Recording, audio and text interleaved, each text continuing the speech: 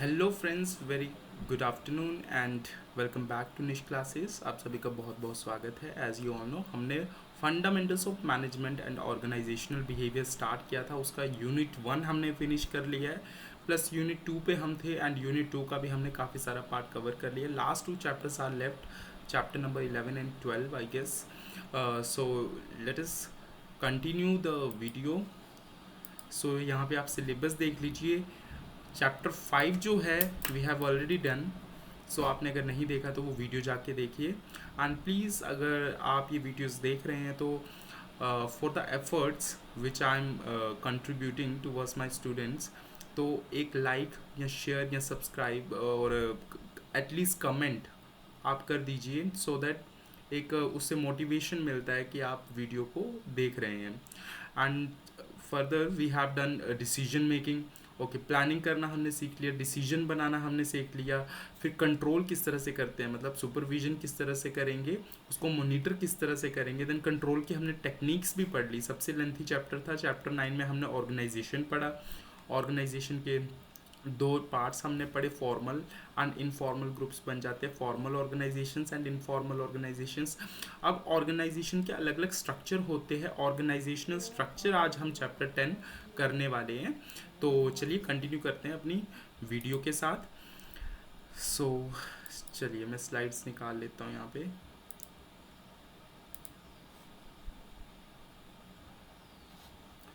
एक सेकेंड, थोड़ा सा फ्लिकरिंग हो रहा है तो इसको थोड़ा सा ठीक करना पड़ेगा।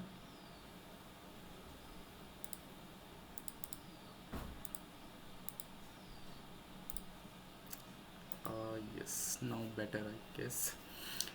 चलिए, तो आज हम करने वाले हैं ऑर्गेनाइजेशनल स्ट्रक्चर। चैप्टर 10 हमारा रहने वाला है ऑर्गेनाइजेशनल स्ट्रक्चर। ऑर्गेनाइजेशन हमने फिनिश कर लिया था। चलिए, so what is organization structure. Organization का स्ट्रक्चर होता क्या है? स्ट्रक्चर बड़ी सारी काइंड के स्ट्रक्चर आएंगे आपके पास, बड़े सारे टाइप्स के स्ट्रक्चर आएंगे, वही हम इस चैप्टर में सिंपली डिस्कस करने वाले हैं। आप देखिए, organization structure refers to the way in which a company और ऑर्गेनाइजेशन इज अरेंज्ड। अब आपकी जो कंपनी है उसको आपने किस तरीके से अरेंज किया है, उसकी ड्यूटीज़ किस तरह से बांटी, कैसे ग्रुप्स बनाए, कैसे डिपार्टमेंट्स बनाए, इसी को हम कहते हैं organization structure. It defines how task are divided, grouped and coordinated within the organization. एक ऑर्गेनाइजेशन के अंदर आपने किस तरह से टास्क को यानी कि काम को बांटा है, उसके लिए ग्रुप्स बनाए हैं, और कोऑर्डिनेशन किस तरह से बिठा रहे हो, तालमेल किस तरह से बना रहे हो, इसी को कहते हैं ऑर्गेनाइजेशन स्ट्रक्चर।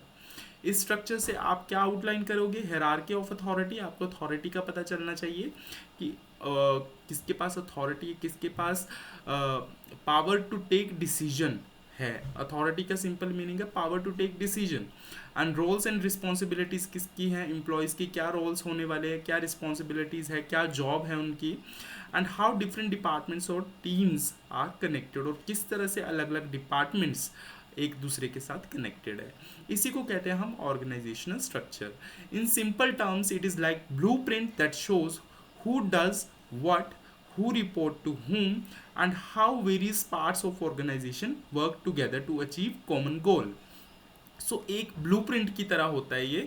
जैसे हम ब्लूप्रिंट बनाते हैं ना, हमने कोई स्ट्रेटेजी बनानी है कि एक तरह से हम किसी घर का ब्लूप्रिंट बनाते हैं कि यहाँ पे किचन होगा, यहाँ पे ऐसे करके हॉल होगा, यहाँ पे एंट्रेंस डोर होगी, यहाँ पे वॉशरूम्स होंगे, यहाँ से स्टेयर्स ऊपर को जाएंगी, ऐसे करके एक तरह से हम ऐसा ब्लूप्रिंट प्रिपेयर करते हैं, एक रफ चार्ट प्रिपेयर करते हैं। उसी तरह ऑर्गेनाइजेशन स्ट्रक्चर भी क्या होता है, एक ब्लूप्रिंट होता है जिसमें हम बताते हैं कि हु डज व्हाट, कौन क्या करने वाला है, हु रिपोर्ट टू हुम, कौन किसको रिपोर्ट करेगा, किसको आंसर करेगा अपने काम के बारे में जाके। And how various parts of the organization work together, और किस तरह से अलग अलग पार्ट्स यानी कि डिपार्टमेंट्स अलग अलग एक दूसरे के साथ काम करने वाली है एक कॉमन गोल अचीव करने के लिए। That is organizational goal. Organization का गोल होगा प्रॉफिट या वट एवर, सो जो भी गोल होगा उसको अचीव करने के लिए अलग अलग डिपार्टमेंट्स एक साथ मिलके किस तरह से काम करने वाली है, that is organization structure. A well defined organization structure helps to ensure that everyone knows their role, making it easier to manage and operate the business efficiently. एक अच्छा ऑर्गेनाइजेशन स्ट्रक्चर वही होगा जहाँ पे सभी को पता होगा कि उनकी ड्यूटी क्या है, उनका रोल क्या है। इससे बहुत ज़्यादा आसान हो जाएगा बिजनेस को ऑपरेट करना एफिशिएंटली एंड इफेक्टिवली। मतलब हमारा काम टाइम से हो पाएगा, विद मिनिमम वेस्टेज होगा and with effective utilization of resources होगा। सो ऑर्गेनाइजेशन स्ट्रक्चर का मीनिंग आई होप आप सभी को क्लियर हो गया होगा। Next up we have types of organizational structure. अब अलग अलग ऑर्गेनाइजेशन के स्ट्रक्चर होते हैं, हमने बहुत सारे टाइप्स में डिवाइड किया है, on the basis of authority, on the basis of responsibility, on the basis of hierarchy. So ये सब जो स्ट्रक्चर होंगे कैसे कैसे रहने वाले, इसमें बेसिकली हम जो मैनेजमेंट के लेवल्स हैं उनको इंक्लूड करेंगे। सो देखते हैं। सो ये हमारे टाइप्स ऑफ ऑर्गेनाइजेशन स्ट्रक्चर है जो इस चैप्टर में हम पढ़ने वाले हैं। Some of them are traditional and some are modern. So modern में line organization, functional organization, line and staff इकट्ठा आ गया, एंड कमिटी, मैट्रिक्स, ये स्ट्रक्चर हम सिंपल करने वाले हैं। एंड मॉडर्न में हमारे आने वाले simple, bureaucratic, horizontal, network, virtual and free form. तो चलिए शुरू करते हैं। पहले स्ट्रक्चर आ जाता है लाइन ऑर्गेनाइजेशन। लाइन ऑर्गेनाइजेशन का मीनिंग देखिए यहाँ पे क्या लिखा हुआ है। Line organization is the simplest and oldest form of organization. सबसे सिंपल है, सबसे पुराना है। In this structure hierarchy flows directly from top management to lower level like a straight line. एक स्ट्रेट लाइन में ये रहने वाला है। आपकी हायरार्की कहाँ से फ्लो करेगी? टॉप लेवल मैनेजमेंट से सीधा लोअर लेवल मैनेजमेंट तक। यहीं से आपका कम्युनिकेशन होगा, एक स्ट्रेट लाइन में चलेगा। अगर आपको ऊपर कोई बात पास करनी है तो बीच में मिडिल लेवल मैनेजमेंट आ जाएगी, उन तक बात पहुंचाएंगे, फिर वो ऊपर बात पहुंचाएंगे। तो इस तरह से आपका हायरार्की स्ट्रक्चर चलने वाला है। ये सिर्फ हायरार्की के बेसिस पे है कि टॉप लेवल के पास ज़्यादा अथॉरिटी है, मिडिल वालों के पास उससे थोड़ी कम है, ये एग्जीक्यूशन का प्रोसेस करेंगे, एंड लोअर लेवल उसको क्या करेगा? इम्प्लीमेंट करेगा और वो काम ढंग से करेगा। तो इस तरह से हमारा हायरार्की का स्ट्रक्चर रहने वाला है, बिल्कुल एक स्ट्रेट लाइन में। देन इसके फीचर्स क्या है? Clear chain of command. एक चेन ऑफ कमांड जो है वो क्लियर है, यहाँ पे आपको सामने नजर आ रहा है कि टॉप लेवल जो है वो किसको कमांड देगा? मिडिल लेवल को। मिडिल लेवल किसको कमांड देगा? लोअर लेवल को। उसी तरह लोअर लेवल किसको आंसरेबल होगा? मिडिल लेवल को। मिडिल लेवल आंसरेबल होगा टॉप लेवल को। Direct control and supervision. अब डायरेक्ट कंट्रोल है यहाँ पे एंड डायरेक्ट सुपरविजन है। आपको मालूम है कि कौन आपको कंट्रोल कर रहा है, मींस कौन मॉनिटर कर रहा है, कौन सुपरवाइज कर रहा है आपको। Then simplest and easy, simple and easy to understand. सामने समझ आ रहा है कि टॉप लेवल वाले मिडिल को ऑर्डर देंगे, मिडिल वाले लोअर को ऑर्डर देंगे। तो सिंपल है, इसमें कुछ ऐसा है नहीं। देन लाइन ऑर्गेनाइजेशन के थोड़े से एडवांटेजेस एंड डिसएडवांटेजेस आप देख सकते हैं। Clear authority and responsibility. यहाँ पे अथॉरिटी एंड रिस्पॉन्सिबिलिटी बहुत अच्छे से डिफाइन है। जैसे top level management, middle level में ये इनके पास अथॉरिटी है। अथॉरिटी क्या होती है? Power to take decision, power to take decision, या फिर टू गिव ऑर्डर्स। इनके पास पावर है, ठीक है, इनके पास डिसीजन लेने की पावर है। देन मिडिल लेवल मैनेजमेंट आ जाएगा, देन लोअर लेवल मैनेजमेंट आ जाएगा, ठीक है। तो यहाँ पे अथॉरिटी बिल्कुल क्लियर है कि टॉप लेवल के पास सबसे ज़्यादा अथॉरिटी रहने वाली, देन मिडिल लेवल के पास कुछ हद तक अथॉरिटी होगी एंड लोअर लेवल सिर्फ काम करेंगे।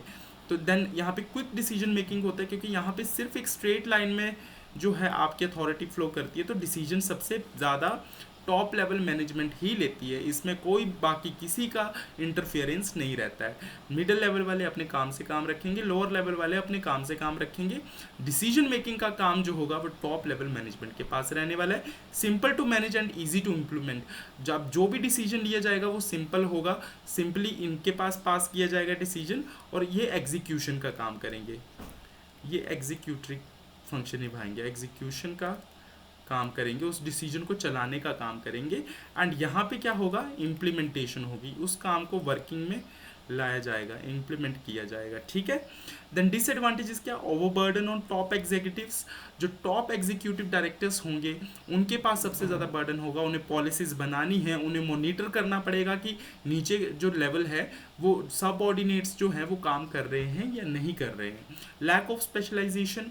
अब यहाँ पे स्पेशलाइजेशन का थोड़ा सा चक्कर आ जाता है, क्योंकि यहाँ पे सिर्फ अथॉरिटी एंड हायरार्की के बेसिस पे देखा जा रहा है, अथॉरिटी एंड रिस्पॉन्सिबिलिटी के बेसिस पे देखा जा रहा है। तो यहाँ पे स्पेशलाइजेशन का थोड़ा सा चक्कर आ जाता है कि जब आप कोई काम करते हैं तो इसके अलावा भी आपको और काम दिया जा सकता है। जब उसके अलावा कोई और काम दिया जाएगा, आप किसी और काम में लग जाओगे, तो आपका जो स्पेशल, जो आपकी एक्सपर्टीज़ है, उससे भटक के आप जब कोई काम करोगे तो एक चीज़ में जब आपको काम करना था तो आप वो काम अच्छे से नहीं कर पाएंगे, तो वहाँ पे एक्सपर्टीज़ क्रिएट होना मुश्किल हो जाएगी, तो आपकी स्पेशलाइजेशन नहीं बन पाएगी काम में।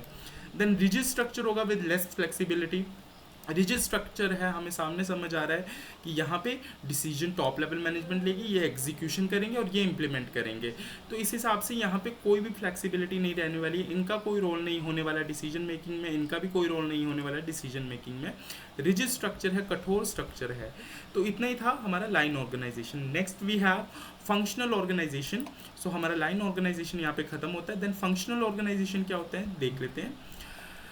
फंक्शनल ऑर्गेनाइजेशन का as you can see meaning देख सकते हैं आप, क्या लिखा गया, in functional organization the work is divided into specific functions. अब हमने फंक्शंस में डिवाइड किया। फंक्शंस बोले तो डिपार्टमेंट्स, जो आप डिपार्टमेंट बना देंगे ना अलग अलग, उसी को बोलते हैं फंक्शंस। तो आपने अलग अलग फंक्शंस में डिवाइड कर दिया काम को, मार्केटिंग में, फाइनेंस में, प्रोडक्शन में। तो ये सारे जो अपने अपने काम के स्पेशलिस्ट होंगे, अपने अपने काम के एक्सपर्ट्स होंगे। मार्केटिंग वाला काम आपने एक पर्सन को दे दिया, उसके अंदर एक टीम फिट कर दी कि ये आपकी टीम रहेगी, मार्केटिंग वाले के अंदर एक टीम रहेगी। तो इसमें क्या हो गया, एक मार्केटिंग डिपार्टमेंट आपने बना दिया। उसके बाद आपने फाइनेंस का एक डिपार्टमेंट बना दिया, मार्केटिंग डिपार्टमेंट, जो आपके एडवर्टीजमेंट्स वगैरह से, आपके प्रोडक्ट की प्रमोशन वगैरह से रिलेटेड काम करेगी। देन एक फाइनेंस का डिपार्टमेंट बना दिया, जो पैसे से रिलेटेड सारा काम करने वाला है। उसके अंदर भी एक टीम होगी जो कॉमन ऑब्जेक्टिव के लिए काम करेगी। उनका होगा कि पैसा कहाँ से आएगा, कहाँ पे जा रहा है, इस चीज़ का हिसाब किताब रखना। वैसे प्रोडक्शन वाले अपने मैन्युफैक्चरिंग से रिलेटेड देखेंगे। तो आपने अलग अलग काम के अकॉर्डिंग, जो अलग अलग टास्क थे उसके अकॉर्डिंग, आपने फंक्शंस के अकॉर्डिंग आपने डिपार्टमेंट्स में वर्क को डिवाइड कर दिया। अब इससे क्या होगा, स्पेशलाइजेशन हो जाएगी टास्क की। फर्स्ट फीचर है। अब यहाँ पे फाइनेंस वाले सिर्फ फाइनेंस का काम करने वाले हैं, तो वो स्पेशलिस्ट बन जाएंगे अपने काम में, एक्सपर्ट बन जाएंगे। मार्केटिंग वाले सिर्फ मार्केटिंग का काम करेंगे, वो भी एक्सपर्ट बन जाएंगे। तो इस तरह से आपके पास एक स्पेशलाइजेशन आ जाती है, स्पेशल स्किल्स आ जाते हैं। एक पर्टिकुलर काम को दोबारा दोबारा दोहराने से, रिपीट करने से आप स्पेशलिस्ट बन जाते हो, एक्सपर्ट बन जाते हो। Then multiple line of authorities. अब यहाँ पे अलग अलग अथॉरिटीज़ की लाइन रहेगी। फाइनेंस की अलग अथॉरिटी है, यहाँ पे मार्केटिंग की अलग अथॉरिटी है, मीन्स इनके अलग पावर्स हैं, डिसीजन लेने की इनके अलग पावर्स हैं। यहाँ पे किसी का किसी के साथ उस चीज़ में कोई कनेक्शन नहीं है। Then managers with specialize skills oversee specific areas. अब फाइनेंस डिपार्टमेंट का जो मैनेजर होगा वो सिर्फ अपने वाले एरिया को ही देखेगा। वैसे मार्केटिंग वाला मैनेजर होगा वो भी सिर्फ अपने एरिया को ही ऑब्जर्व करेगा, उसी को ही कंट्रोल करने वाला है। आई होप आपको क्लियर हो गए होंगे इसके features. Then we have advantages, efficient use of specialized resources. अब यहाँ पे स्पेशलाइजेशन बनने वाली, एक्सपर्ट बनने वाले हो आप, एक काम को बार बार दोहराने वाले हो, आपके पास वो एक्सपर्टीज़ आने वाली है, तो आप उनका यूज़ अच्छे से कर पाएंगे। ठीक है, रिसोर्सेज का यूज़ अच्छे से कर पाएंगे, जो रिसोर्सेज आपके पास अवेलेबल है उनका यूज़ अच्छे से कर पाएंगे। Better quality of decision due to expert supervision. आप डिसीजन अच्छे से ले पाएंगे क्योंकि आपको एक्सपर्ट सुपरवाइज कर रहे हैं, एक्सपर्ट आपको कंट्रोल कर रहे हैं। Then flexibility in operations. Operations में थोड़ी फ्लेक्सिबिलिटी रहने वाली है। आप सिर्फ सेल्स डिपार्टमेंट में, तो आप सिर्फ सेल्स का काम करने वाले हो, तो यहाँ पे काम थोड़ा फ्लेक्सिबल भी होने वाला है। एंड देन डिसएडवांटेजेस क्या होंगी इसकी, कन्फ्यूजन हो सकती है, कॉन्फ्लिक्ट्स हो सकती हैं, क्योंकि आपको अलग अलग लोगों को रिपोर्ट करना है, अलग अलग लोगों को आपको आंसर करना है। Then lack of coordination between department. अब सेल और मैन्युफैक्चरिंग डिपार्टमेंट के बीच में लड़ाई हो सकती है। सेल डिपार्टमेंट बोलेगा हम क्या सेल करेंगे, मैन्युफैक्चरिंग डिपार्टमेंट जो है, जो प्रोडक्शन डिपार्टमेंट बोल लो यहाँ पे, जो प्रोडक्शन डिपार्टमेंट है, इन्होंने प्रोडक्ट जो है वो बनाया ही नहीं है। अगर ये प्रोडक्ट बनाएंगे ही नहीं सफिशिएंट प्रोडक्ट, तो ये सेल नहीं कर पाएंगे। तो क्या पता बीच में यहाँ पे कॉन्फ्लिक्ट अराइज हो सकती है, इनके बीच में लड़ाई झगड़े हो सकते हैं।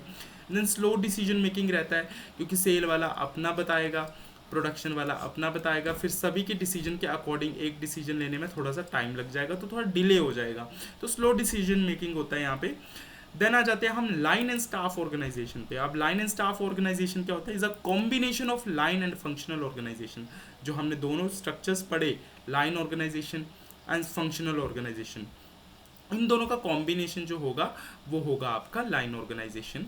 इसमें क्या होगा आपका, टॉप लेवल मैनेजमेंट है, मान लीजिए यहाँ पे मिडिल लेवल मैनेजमेंट आ जाएगी। मिडिल लेवल के नीचे अलग अलग आपके मैनेजर्स होंगे, एक सेल्स मैनेजर होगा, एक मार्केटिंग मैनेजर होगा, ठीक है, एक आपका फाइनेंस मैनेजर होगा, फिर इनके नीचे आगे वर्कर्स होंगे, वर्कर्स या सुपरवाइजर्स बोलो, सुपरवाइजर्स भी हो सकते हैं, सुपरवाइजर्स, फिर इनके नीचे वर्कर्स आएंगे आपके, इसके नीचे भी सुपरवाइजर्स होंगे, देन वर्कर्स आएंगे आपके। तो ये जो आपका यहाँ से चल रहा है ये लोअर लेवल मैनेजमेंट चल रहा है, और ये जो है आपका मिडल लेवल मैनेजमेंट है।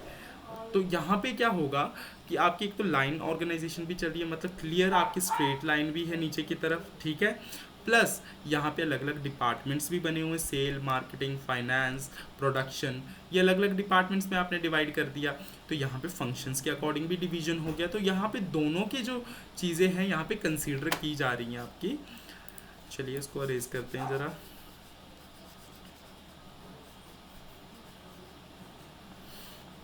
Then we have features. Features में क्या बोला जा रहा है, combination of direct control and expert advice. अब यहाँ पे कॉम्बिनेशन हो रहा है, एक तो डायरेक्ट कंट्रोल हो रहा है टॉप लेवल मैनेजमेंट द्वारा, उनके द्वारा आपको सुपरवाइज किया जा रहा है, उनके द्वारा सुपरवाइज नहीं किया जा रहा, उनके द्वारा आपके ऊपर नज़र रखी जा रही है, कंट्रोलिंग की जा रही है, आपके मॉनिटर किया जा रहा है, एंड एक्सपर्ट एडवाइस भी मिल रही है। अलग अलग डिपार्टमेंट्स में आप डिवाइडेड हो तो आपको एक एक्सपर्ट मैनेजर मिलेगा जो कि आपको गाइड करेगा। Then clear authority with specialise assistants. अब अथॉरिटी भी आपको मालूम है कि आपके पास किसके पास पावर रहने वाली, जो आपके डिपार्टमेंट का मैनेजर होगा उसके पास पावर होगी। मोर बैलेंस डिसीजन मेकिंग। अब यहाँ पे डिसीजन मेकिंग बैलेंस्ड होगा क्योंकि टॉप लेवल मैनेजमेंट भी पूरी की पूरी नज़र रख रही है, प्लस आप यहाँ पे खुद भी अच्छे से काम कर रहे हो under a specialized manager. Then we have advantages and disadvantages. तो यहाँ पे डिसीजन मेकिंग जो होता है एक्सपर्ट एडवाइस के साथ बहुत अच्छे से हो जाता है, फ्लेक्सिबल हो जाता है हैंडल करना कॉम्प्लेक्स इश्यूज़ को। Then improve efficiency through specialization. अब आप अलग अलग डिपार्टमेंट्स में काम कर रहे हो, स्पेशलिस्ट बन जाते हो, एक्सपर्ट बन जाते हो, तो एफिशिएंसी इंप्रूव हो जाती है। डिसएडवांटेजेस क्या होंगे, conflicts between line and staff.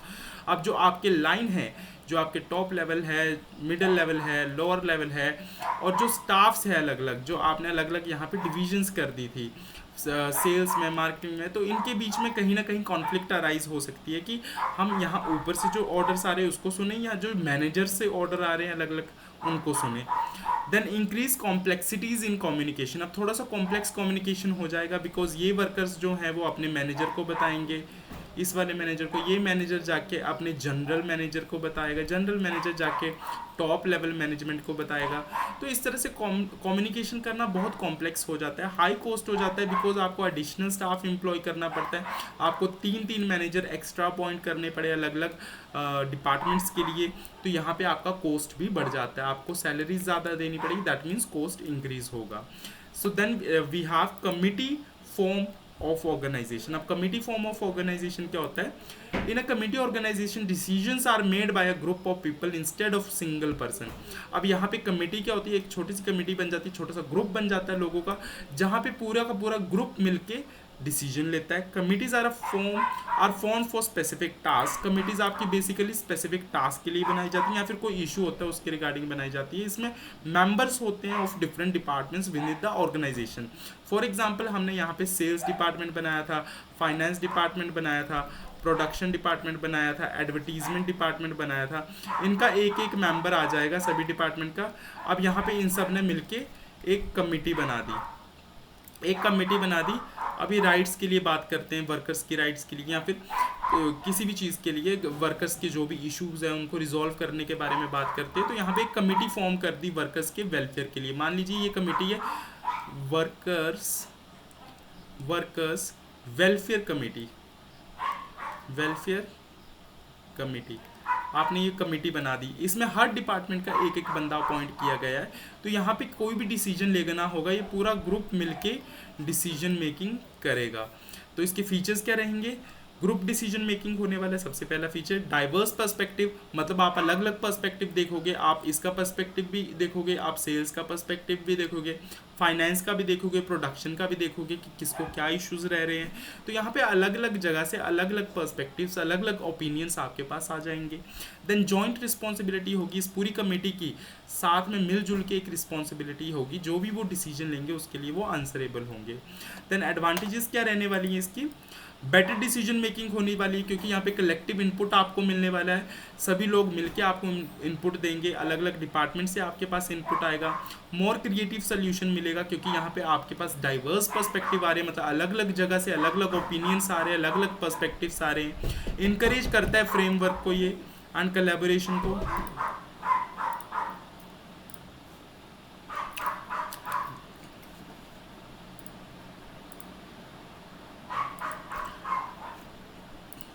Then आप देख सकते हैं यहाँ पे डिसएडवांटेजेस।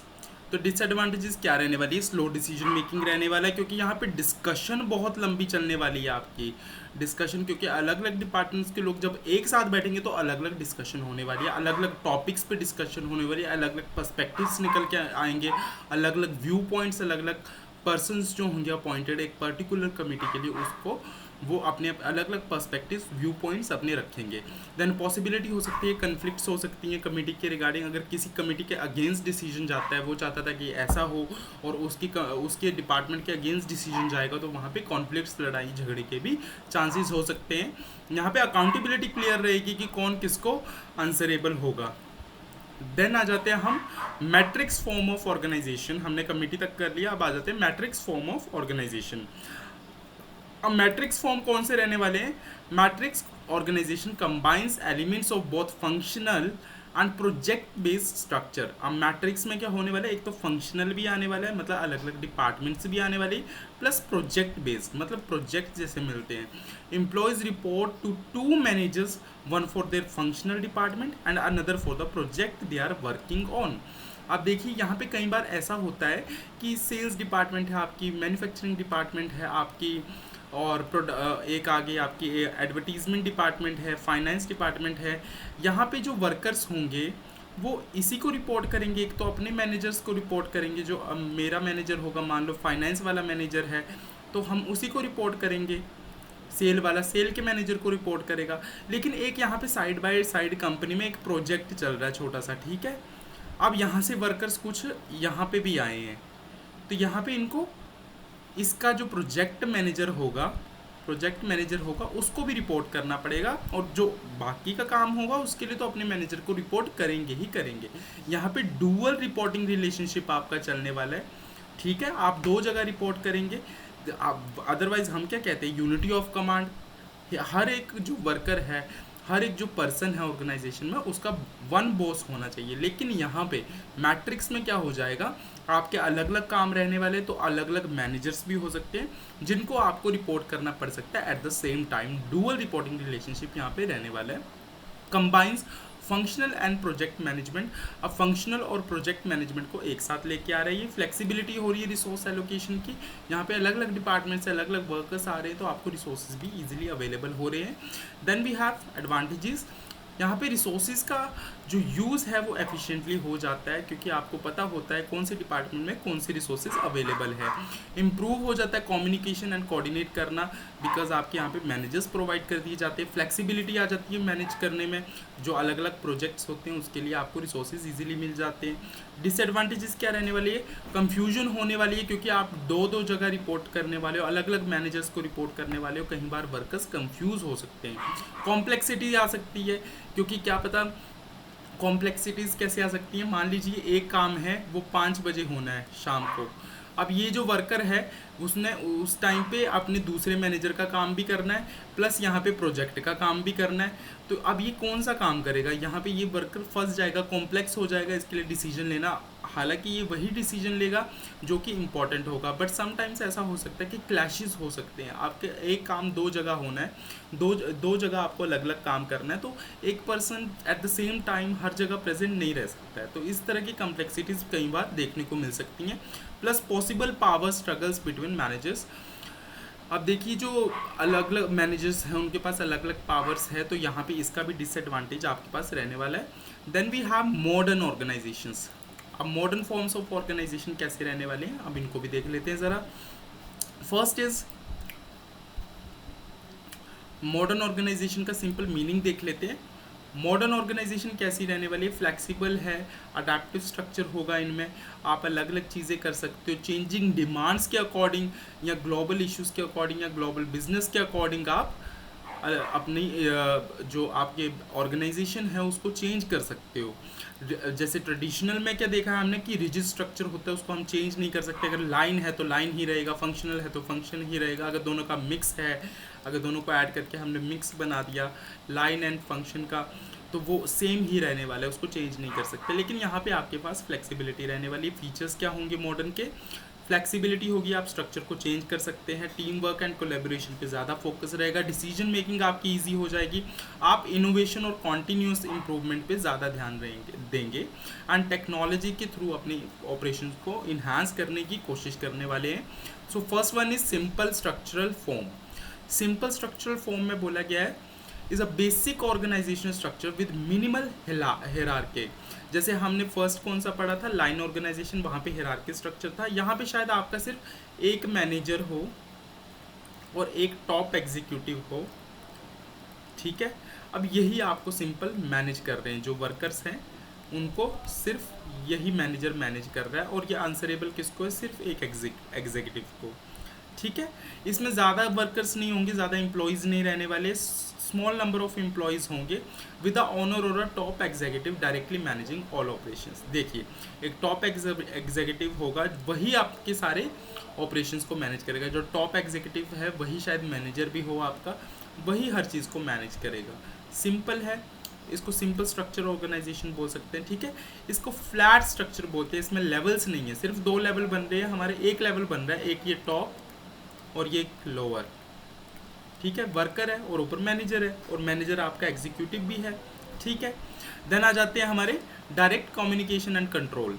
अब इसमें डायरेक्ट कम्युनिकेशन होगा, वर्कर सीधे मैनेजर के साथ कम्युनिकेट करेंगे डायरेक्टली, जो कि उनका टॉप लेवल मैनेजर भी है, ठीक है। All decisions are made by top manager और ऑनर। अब जिसका बिजनेस है वही सारे डिसीजन यहाँ पे लेने वाला है, तो सिंपल है ये। इसके एडवांटेजेस क्या रहने वाले, डिसीजन मेकिंग ईजी हो जाएगा, जल्दी से होगा, क्विकली होगा, क्लियर अथॉरिटी एंड रिस्पॉन्सिबिलिटी है। आपको पता है पावर टू टेक डिसीजन किसके पास है, जो आपका मैनेजर है या फिर जो टॉप एग्जीक्यूटिव है, और रिस्पॉन्सिबिलिटी किसके पास है, आपके वर्कर्स के पास। Easy to manage and implement, हर चीज़ को मैनेज करना और इम्प्लीमेंट करना ईजी हो जाता है, बिकॉज जो मैनेजर है उसका कम्युनिकेशन डायरेक्टली आपके वर्कर्स के साथ है। डिसएडवांटेजेस रहने वाली है, ओवरबर्डन होने वाला है टॉप एग्जीक्यूटिव के पास, क्योंकि वही मैनेज करेगा, वही पॉलिसीज़ बनाएगा, वही डिसीजन लेगा, तो उसके ऊपर थोड़ा बर्डन ज़्यादा बढ़ने वाला है। लिमिटेड ग्रोथ होगी, पोटेंशियल कम होगा।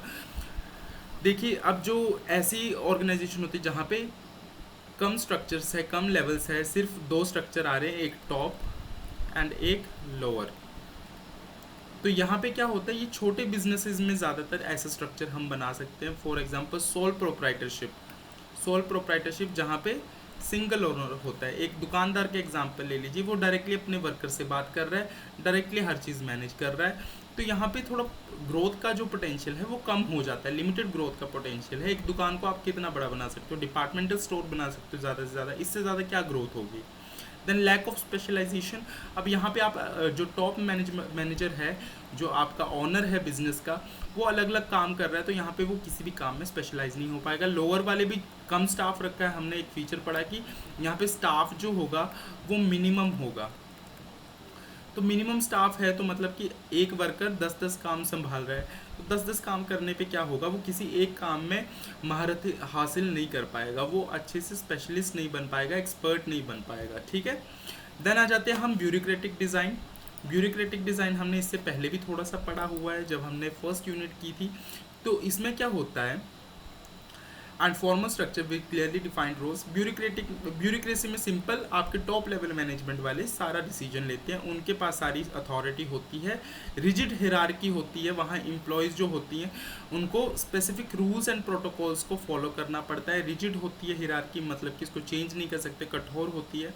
आप जिसके पास अथॉरिटी उसके पास अथॉरिटी रहेगी, जिसके पास रिस्पॉन्सिबिलिटी है उसके पास रिस्पॉन्सिबिलिटी रहेगी, तो इसी को बोलते हैं हम ब्यूरोक्रेसी, ठीक है। देन आ जाते हैं इसके फीचर्स पे, well defined roles and responsibilities. जो टॉप है उसके पास, टॉप लेवल मैनेजमेंट के पास सारी अथॉरिटीज़ होंगी, रिस्पॉन्सिबिलिटीज़ वर्कर्स के पास होगी, strict hierarchy, chain of command होगी। यहाँ पे जो टॉप लेवल वाले बोल देंगे वहीं लोअर वालों को फॉलो करना पड़ेगा, लोअर लेवल मैनेजमेंट वालों को फॉलो करना पड़ेगा। फॉर्मल रूल्स एंड रेगुलेशंस होंगे, यहाँ पे सब कुछ फॉर्मल वे से चलेगा। जो रूल्स एंड रेगुलेशंस बना दिए गए उनको आपको फॉलो करना ही पड़ेगा। इसके एडवांटेजेस क्या रहने वाले हैं? क्लियर स्ट्रक्चर रहने वाला ऑर्गेनाइजेशन का, कंसिस्टेंसी बनी रहेगी, आपकी स्थिरता बनी रहेगी, आप ऑपरेशंस को प्रिडिक्ट कर सकते हो। Then effective in large organisation with complex task, जहाँ पे बहुत ज़्यादा टास्क होते हैं और बड़ी ऑर्गेनाइजेशंस होती है और बहुत सारे काम होते हैं, वहाँ पे ये फिक्स हो जाता है ये स्ट्रक्चर। ब्यूरोक्रेटिक डिज़ाइन आपको, यानी कि फॉर्मल डिज़ाइन बोल सकते हो इसको, ये फॉर्मल डिज़ाइन आप लगा सकते हो, ठीक है। इसका डिसएडवांटेजेस रहने वाली है स्लो डिसीजन मेकिंग, क्योंकि यहाँ पे रिजिड प्रोसीजर है, कम्युनिकेशन का भी फिर प्रोसीजर आ जाएगा। आप पहले मिडिल वालों के पास बात करोगे, फिर मिडिल वाले टॉप तक पहुँचाएंगे बात को, तो यहाँ पे डिसीजन मेकिंग प्रोसेस भी आपका ईजी रहने वाला है किसी भी चीज़ के रिगार्डिंग। देन इनफ्लेक्सिबिलिटी होंगी, जो भी चेंजेस होंगे वो थोड़ा इनफ्लेक्सिबल हो जाएंगे, उनको अडेप्ट करना मुश्किल हो जाएगा। Possible lack of creativity and innovation, अब वर्कर्स को डिसीजन मेकिंग में इंक्लूड नहीं किया जाएगा। ब्यूरोक्रेसी कहता है ये है कि जो भी इंपॉर्टेंट डिसीजन होंगे, all the important decisions should be taken by top level managers, यही आपका ब्यूरोक्रेसी कहता है, ठीक है। तो यहाँ पे क्या होगा, अगर सारे डिसीजन टॉप लेवल मैनेजमेंट वाले लेंगे तो लोअर लेवल मैनेजमेंट वाले अपने आइडियाज़ को, अपने ओपिनियंस को नहीं बता पाएंगे, तो यहाँ पे क्रिएटिविटी या इनोवेशन का स्कोप जो है वो बहुत कम हो जाता है। Then we have horizontal organisation form. अब हॉरिजॉन्टल ऑर्गेनाइजेशन फॉर्म देख लेते हैं। Is also known as flat organisation, आपको नाम दूसरा भी याद रखना है। हॉरिजॉन्टल मीन्स फ्लैट, आप देखिए वर्टिकल तो ऐसे होता है सीधा, अब हॉरिजॉन्टल कैसे होता है, ऐसे सीधी ऐसे वाली लाइन, ठीक है, ये हॉरिजॉन्टल होता है, तो उसको फ्लैट भी बोल सकते हैं, ठीक है, सीधा surface. Reduce the number of management layers, यहाँ पे मैनेजमेंट लेयर्स को रिड्यूस किया जा रहा है, जैसे हम बोलते हैं टॉप लेवल मैनेजमेंट, फिर उसके नीचे आती है मिडल लेवल मैनेजमेंट, फिर उसके नीचे आती है लोअर लेवल मैनेजमेंट, तो ये वर्टिकल स्ट्रक्चर है, इसको वर्टिकल बोलते हैं, ये वर्टिकल स्ट्रक्चर है। अब हम बोले हॉरिजॉन्टल, हॉरिजॉन्टल ऐसे में कैसा होगा आप देखते हैं, promoting a more collaborative and team based approach to decision making. अब यहाँ पे क्या होगा, टॉप लेवल मैनेजमेंट बोल रहा है, टॉप लेवल मैनेजमेंट बोल रहा है मिडिल लेवल वाले भी हमारे साथ काम करेंगे और लोअर लेवल मैनेजर्स भी हमारे साथ काम करेंगे, हम सब मिलजुल के एक कोई भी डिसीजन लेना होगा वो लेंगे। यहाँ पे डिसीजन मेकिंग में सबको इन्वॉल्व किया जा रहा है, दैट मीन्स ये फ्लैट है, यहाँ पे सबको इक्वल सम्मानता दी जा रही है, इक्वालिटी की जा रही है, तो यहाँ पे हिरारिकल लेवल बहुत कम रहेंगे आपके, इनफैक्ट है ही नहीं, तभी इसको फ्लैट बोला जा रहा है। सभी को सेम अथॉरिटी दी जा रही है, अथॉरिटी का मतलब है पावर टू टेक डिसीजन, तो यहाँ पे डिसीजन मेकिंग की ही बात हो रही है, तो डिसीजन सभी मिलजुल के लेंगे, तो सभी के पास पावर है, दैट मीन्स हिरारिकल लेवल्स कम है। Emphasis on team work and collaboration, team work हो रहा है यहाँ पे, डिसीजन जो है मिलजुल के लिया जा रहा है, टीम की तरह लिया जा रहा है। Employees empower to make decision, employees को इनकरेज किया जा रहा है कि वो भी डिसीजन मेकिंग में हेल्प करें। इसके एडवांटेजेस क्या रहने वाले, फास्ट डिसीजन मेकिंग होने वाला है, सब मिलजुल के बैठेंगे डिसीजन लेंगे। Greater employee involvement and empowerment, employees को इन्वॉल्व किया जाएगा और उनको एम्पावर किया जाएगा, ठीक है। Enhance communication and collaboration, communication बहुत अच्छा रहेगा। डिसएडवांटेजेस क्या रहने वाले हैं, potential confusions over roles and responsibilities, अब यहाँ पे थोड़ा रोल्स एंड रिस्पॉन्सिबिलिटी का कन्फ्यूजन रहने वाला है, जो मिडिल लेवल वाले होंगे या लोअर लेवल वाले होंगे उनको लगेगा उनको भी सेम ही दर्जा दिया जा रहा है, दैट मीन्स वो किसी को आंसरेबल नहीं है। कई बार ऐसा हो सकता है वो अपने मैनेजर की या टॉप एग्जीक्यूटिव्स की कदर करना भूल जाए। देन चैलेंजिंग रहने वाला है इन मैनेजिंग लार्ज ऑर्गेनाइजेशंस, अब लार्ज ऑर्गेनाइजेशन में अगर आप ऐसे बैठ के इकट्ठे डिसीजन लेंगे तो वहाँ पे बहुत ज़्यादा रकस क्रिएट हो सकता है, बहुत ज़्यादा कन्फ्लिक्ट्स हो सकते हैं, सभी अपना अपना पॉइंट रखेंगे, कितनों के पॉइंट सुनोगे, क्योंकि बहुत सारे मैनेजर्स होंगे वहाँ पे।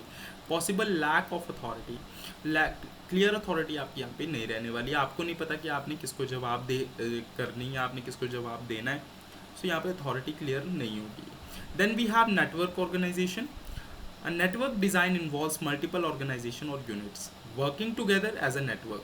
अब यहाँ पे अलग अलग डिपार्टमेंट्स भी मत बोले, लेकिन अलग अलग ऑर्गेनाइजेशंस काम कर रही हैं। ऑर्गेनाइजेशन ए, ऑर्गेनाइजेशन बी, ऑर्गेनाइजेशन सी, सभी मिलजुल के काम कर रहे हैं और एक तरह से नेटवर्क की तरह एक दूसरे के साथ कनेक्टेड है। Each unit focus on its core competencies while collaborating with other to achieve the common goal. अब सभी अपनी competencies के अकॉर्डिंग काम कर रही हैं और सभी को एक ही गोल अचीव करना है। अब देखिए यहाँ पे एक हमारा एग्जांपल आ सकता है, कोलैबोरेशन किस तरह से हो सकता है या फिर यूनिट्स किस तरह से बना सकते हैं। मान लीजिए एक यूनिट हमारे यहाँ पे यूनिलीवर्स ले सकते हैं, हम यूनिलीवर्स का एग्जांपल ले सकते हैं। अब यहाँ पे इन्होंने अलग अलग यूनिट बना दी है, यूनिट 1 बना दी है जो कि स्टेशनरी प्रोडक्ट्स बनाती है, स्टेशनरी, ठीक है, जो कि स्टेशनरी प्रोडक्ट्स बनाती है। यूनिट 2 जो है वो आपके इलेक्ट्रॉनिक प्रोडक्ट्स बनाती है, ठीक है। अब ये जो है इलेक्ट्रॉनिक, और इसका भी कुछ एग्जांपल ले लीजिए। तो ये सब एक यूनिलीवर के अंदर अलग अलग यूनिट्स काम कर रही हैं। अलग अलग यूनिट्स, यूनिट 1 जो है वो स्टेशनरी प्रोडक्ट बनाती है, वो इलेक्ट्रॉनिक प्रोडक्ट बनाती है।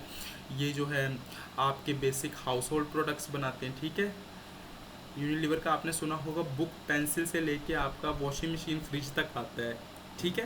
तो ये वही एग्जांपल है। तो अलग अलग यूनिट्स जो है एक साथ काम कर रही है कॉमन ऑब्जेक्टिव के लिए, दैट इज प्रॉफिट के लिए काम कर रही है। इसकी फीचर्स क्या रहने वाले, सभी कोलैबोरेट करके काम करेंगे, अलग अलग यूनिट्स फोकस करेंगे अपनी अपनी कोर कॉम्पिटेंसीज के ऊपर, उनके अंदर क्या विशेषताएं हैं, वो किस चीज़ में एक्सपर्ट हैं, उसके ऊपर फोकस करेंगे।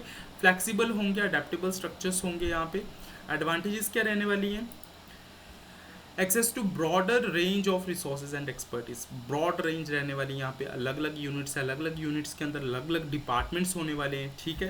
देन ग्रेटर फ्लेक्सिबिलिटी रहने वाली है, और अगर कोई चेंजेस की ज़रूरत पड़ती है तो वहाँ पे आप चेंज कर सकते हो, that is flexibility. Focus on cost strength, सभी यूनिट्स का अपना अपना एक अलग अलग स्ट्रेंथ होगा। डिसएडवांटेजेस क्या होगा, कोऑर्डिनेशन या कम्युनिकेशन में थोड़ी प्रॉब्लम आ सकती है due to broad range of resources and expertise. Then क्या हो सकता है, पोटेंशियल कॉन्फ्लिक्ट्स हो सकते हैं एक दूसरे के बीच में, अलग अलग यूनिट्स के बीच में, यहाँ डिपार्टमेंट्स के बीच में कन्फ्लिक्ट्स हो जाते हैं। तो यूनिट्स के बीच में कन्फ्लिक्ट्स अराइज होना बहुत आसान सी बात है। देन आ जाता है dependence on external partners for success. अब यहाँ पे अलग अलग यूनिट्स किसी अलग अलग को आउटसोर्स कर सकते हैं, अलग अलग मैनेजर्स को आउटसोर्स कर सकते हैं, बाहर से बुला सकते हैं। सो यहाँ पे एक्सटर्नल थोड़ी डिपेंडेंसी बढ़ जाती है। Then we have virtual form of organization. अब वर्चुअल ऑर्गेनाइजेशन कैसे रहने वाली है, is a temporary network of independent organizations और individuals working together to achieve a specific goal. They often rely on digital communication and collaboration tool to operate. अब देखिए virtual organisation ऐसी organisation है जहाँ पे इंडिपेंडेंट ऑर्गेनाइजेशन जो है वो अपना एक नेटवर्क बिल्ड करेंगे या फिर साथ में काम करेंगे एक स्पेसिफिक गोल के लिए। अब ये जो होगा, ये कनेक्ट कैसे होंगे, डिजिटली कनेक्ट होंगे। फॉर एग्जांपल डिजिटली वो वेबसाइट्स के थ्रू कनेक्टेड है एक दूसरे से और वहाँ से ही काम कर रहे हैं, तो इनको हम वर्चुअल ऑर्गेनाइजेशन बोलते हैं। एक ग्रुप बना लिया उन्होंने अपना और वहीं पे वो इंटरनेट के ऊपर काम कर रहे हैं। ये टेम्पररी होते हैं या प्रोजेक्ट बेस्ड हो सकते हैं, किसी पर्टिकुलर प्रोजेक्ट के लिए काम कर रहे हैं। जियोग्राफिकली डिस्पर्स टीम्स होती हैं ये, मतलब अलग अलग कंट्री से आप अलग अलग जगह से अलग अलग रीजन से आप काम कर सकते हैं, ठीक है, एक साथ मिलके। Reliance on digital communication and collaboration. अब इसका डिपेंडेंट किसके ऊपर होगा, डिजिटल कम्युनिकेशन के ऊपर, इंटरनेट के ऊपर बेसिकली डिपेंडेंट रहेंगी ऐसी ऑर्गेनाइजेशंस जिनको हम टच नहीं कर सकते, दैट इज़ वर्चुअल, जिनको सिर्फ हम कंप्यूटर पे देख सकते हैं, ठीक है। एडवांटेजेस क्या होने वाली, फ्लेक्सिबिलिटी होने वाली, कॉस्ट सेविंग होने वाली, क्योंकि इसका कोई भी ऑफिस नहीं होगा तो यहाँ पे कॉस्ट हमारा बच जाएगा, ठीक है। Access to global talent pool. अब यहाँ पे आप अलग अलग जगह से, अलग अलग देश से, अलग अलग कंट्री से, रीजन से आप लोगों को अपॉइंट कर सकते हैं, वो आपके साथ काम कर सकते हैं। तो यहाँ पे एक टैलेंट पूल बन जाता है, आप अलग अलग टैलेंटेड लोगों को, एक्सपर्ट लोगों को अपने साथ जोड़ सकते हो, क्योंकि यहाँ पे जोग्राफिकल रिस्ट्रिक्शंस नहीं है आपके पास। Then rapid formation and dissolution, एकदम से फॉर्म हो सकते हैं और जब मन करे इनको डिसॉल्व कर दो, मतलब कि ख़त्म कर दो।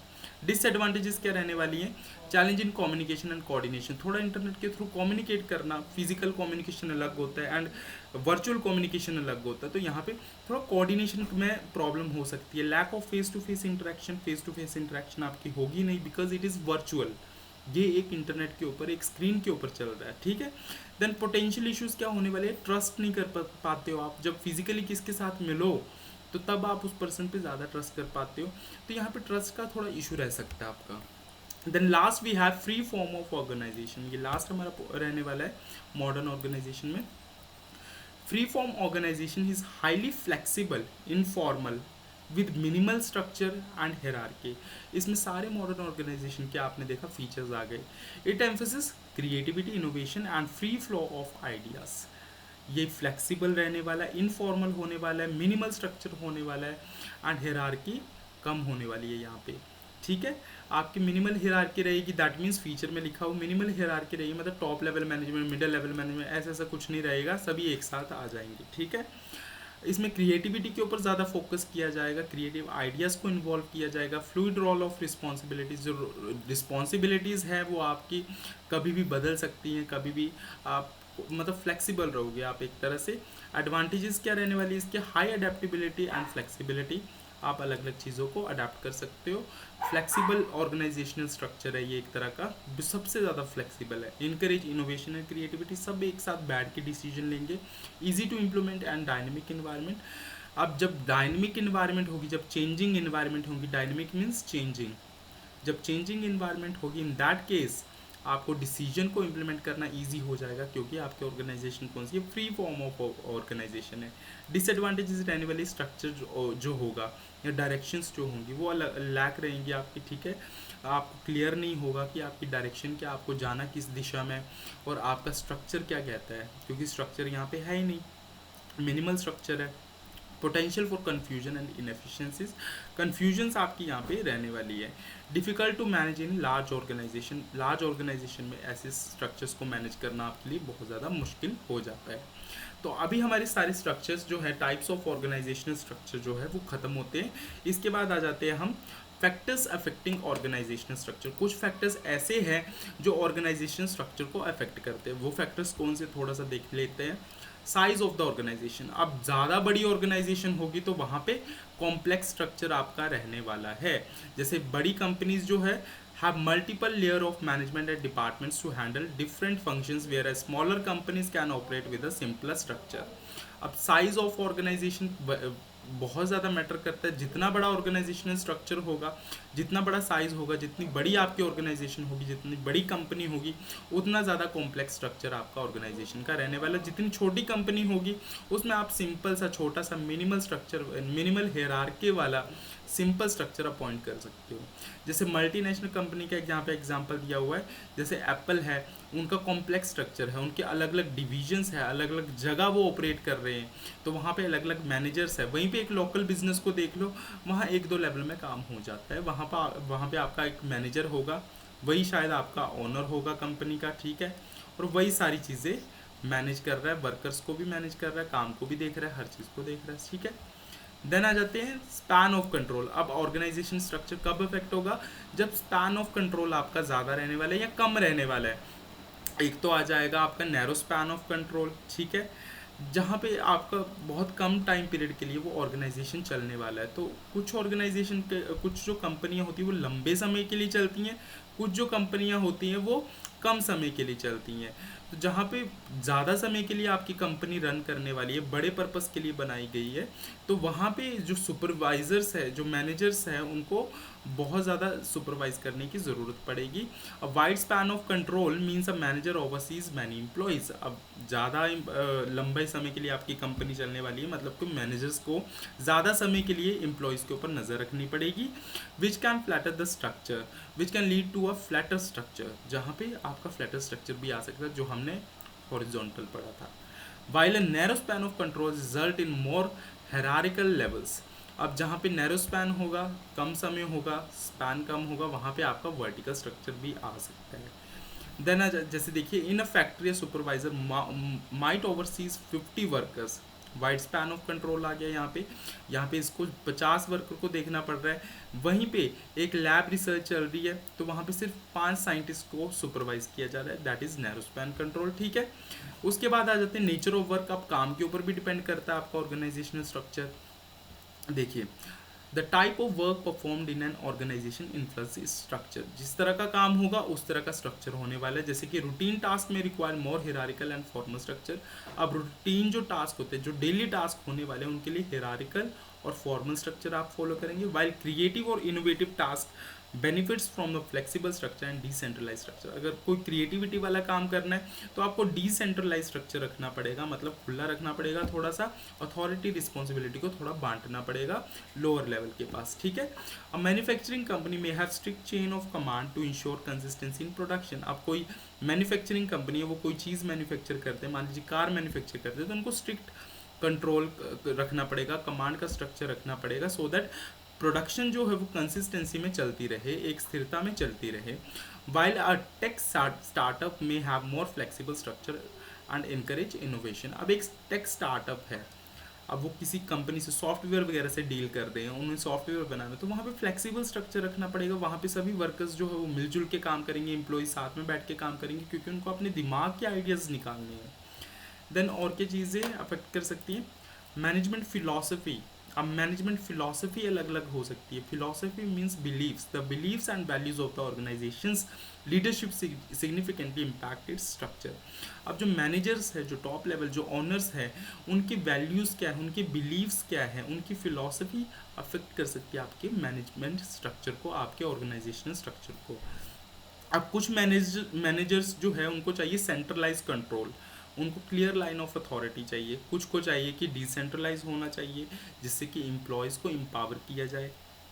तो ये चीज़ भी अफेक्ट करती है। देन इन्वायरमेंट भी बहुत ज़्यादा अफेक्ट करता है। आपका इन्वायरमेंट कैसे, like external environment and internal environment, आपकी कंडीशंस कैसी, कंपटीशन कैसे, टेक्नोलॉजी कैसी चल रही है, उसके अकॉर्डिंग भी आप अपना स्ट्रक्चर डिसाइड कर सकते हो। ये चीज़ भी अफेक्ट कर सकती है आपके ऑर्गेनाइजेशन स्ट्रक्चर को। अगर आपका इन्वायरमेंट जल्दी चेंज हो जाता है तो आपको मोर अडेप्टिव एंड फ्लेक्सिबल स्ट्रक्चर रखना पड़ेगा। अगर आपका इन्वायरमेंट जो है, बिजनेस इन्वायरमेंट एक स्टेबल कंडीशन में चलता है, कंसिस्टेंसी में चलता है, तो आप थोड़ा रिजिड भी रख सकते हो, जिसको आपको बार बार चेंज ना करना पड़े। एग्जाम्पल एक बार आप खुद रीड कर लेना। देन यहीं तक था आपका ऑर्गेनाइजेशनल स्ट्रक्चर चैप्टर। इसके बाद हम लास्ट चैप्टर करेंगे अपना। आपका लास्ट चैप्टर कौन सा रहने वाला है? Delegation and decentralisation. I hope आपको वीडियो पसंद आई होगी। वीडियो पसंद आई हो तो लाइक, शेयर एंड सब्सक्राइब करें, एंड एक कमेंट ज़रूर नीचे कर दीजिएगा अगर आपको वीडियो पसंद आए तो। नेक्स्ट चैप्टर हम करेंगे यूनिट 2 का। लास्ट चैप्टर है हमारा डेलीगेशन एंड डिसेंट्रलाइजेशन। बहुत टाइम से ये शब्द आपके रिपीट हो रहे हैं, डेलीगेशन एंड डिसेंट्रलाइजेशन। तो डेलीगेशन एंड डिसेंट्रलाइजेशन होता क्या है, यही हम नेक्स्ट यूनिट में, नेक्स्ट चैप्टर में, 11th चैप्टर में, which is last chapter of the second unit, ये हम करेंगे। Thank you so much and have a nice day. मिलता हूँ मैं आपसे नेक्स्ट वीडियो में।